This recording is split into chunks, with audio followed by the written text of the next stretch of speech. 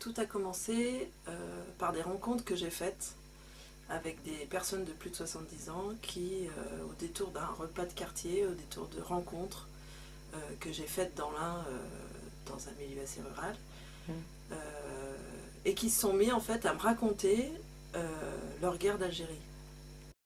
L'arabe de service, celui qui fait le couscous pour la fête de fin d'année, c'est un arabe bien intégré. Du coup, je me suis intéressée à ce moment-là de l'histoire parce que j'avais face à moi des témoins, des gens qui avaient vécu quelque chose, qui se mettaient à raconter quelque chose qu'ils n'avaient pas dit depuis 45 ans, depuis 50 ans.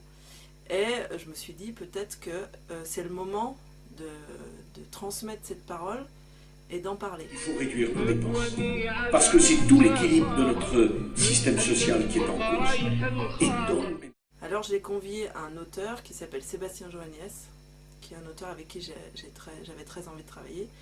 Et on a passé beaucoup de temps à rencontrer des anciens combattants de la guerre d'Algérie dans le département de l'Ain. Le travail, c'est du bouche à l'oreille, comme au bled.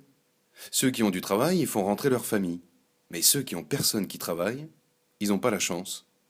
C'est vrai ou c'est pas vrai? Et puis Sébastien a commencé à écrire un texte qui s'appelle On dirait rien longtemps, puis tout à coup tout. Donc il y a un texte qui part de toutes ces rencontres et qui est écrit pour la marionnette. Et en fait, après ce travail-là, on s'est rendu compte avec Sébastien qu'on ne pouvait pas s'arrêter là. Que ce projet prenait une autre dimension parce qu'on était face à une histoire. On a mesuré à quel point l'histoire qui était celle-là était une histoire actuelle, en fait, influait sur notre présent et nous parlait d'aujourd'hui, comment on vit les uns avec les autres, avec ce passé-là qui marque presque toutes les familles. Et qui n'a été très très peu raconté, très peu. Enfin, il y a un gros tabou sur ce moment-là de l'histoire. Donc, on a inventé le projet Écris-moi un mouton, qui est un projet de trilogie théâtrale pour le théâtre de marionnettes et d'objets, à partir de rencontres avec des gens qui ont vécu ce moment-là de l'histoire. On ne fait pas du théâtre documentaire. Dans le processus de création, tout part de la rencontre qu'on fait avec les gens. C'est très subjectif notre travail, c'est-à-dire que c'est par l'intermédiaire de notre œil à nous, Sébastien et moi, on prélève aussi des images, on prélève des photos, on prélève plein de choses. Et puis après on fait un travail de composition, on recrée une fiction à partir de tout ça. Sébastien il fait un travail de prélever dans ses paroles des bribes, il appelle ça des bribes, qui remâche, qui réécrit et qui sont des petites bulles. J'ai l'impression que c'est des petites bulles de poésie comme ça. Ils font des arbres généalogiques parce qu'ils sont en manque de racines. Et demain, ils iront se perdre dans la forêt en pleurant leur mère et tous leurs ancêtres nobles et tout, qu'ils ont laissé traîner une particule au pied d'un oranger. Il faudrait que l'avenir nous surprenne, en fait.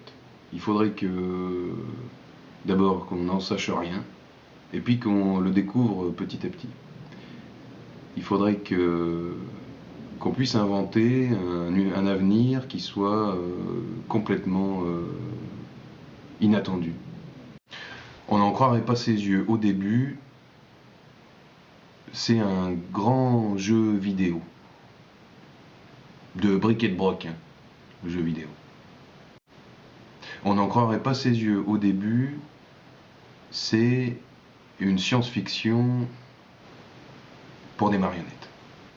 On n'en croirait pas ses yeux au début, c'est l'avenir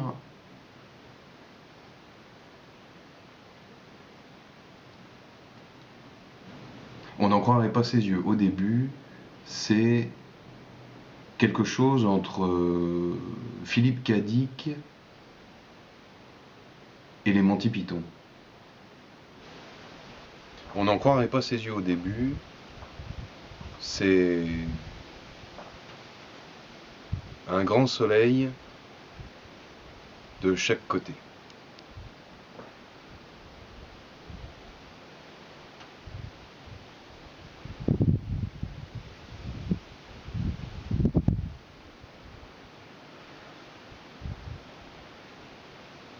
Ou une lune. De toute façon, plus on est mélangé, pire c'est. Et mieux on est chacun chez soi, plus c'est moins ensemble. Dans le monde, c'est jamais toujours pareil.